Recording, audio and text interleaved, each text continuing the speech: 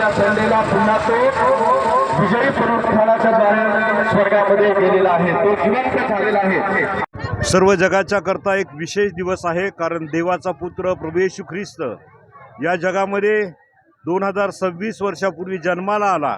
आजचा दिवस जो आहे तो झावळ्याचा रविवार म्हणून साजरा केला जातो, कारण आजच्या दिवशी येशू ख्रिस्त स्वतःच्या प्राणाचं आणि जीवाचं आणि रक्ताचं अर्पण करण्याकरता येरुशलेममध्ये त्या आनंदानं त्या ठिकाणी दाखल झालेला आहे।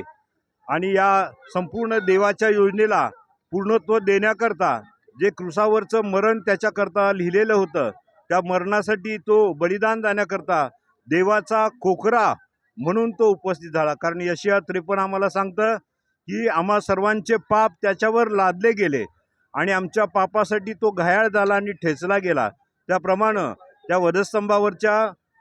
वधस्तंभाचं मरण स्वीकारण्यासाठी तो निधड्या छातीनं आणि शांतीपूर्ण आणि आनंदित हृदयानं येरुशलेममध्ये दाखल झालेला आहे। आणि म्हणून या दिवशी लोक हातामध्ये झावळ्या घेऊन होसांना होसांना, प्रभूच्या नावाने येणारा राजा धन्यवादित असो, अशा प्रकारचं घोषणा देत येरुशलेममध्ये येशू ख्रिस्त आणि त्याच्याबरोबर असलेला जो जमाव आहे तो त्या ठिकाणी प्रवेश करता झालेला आहे।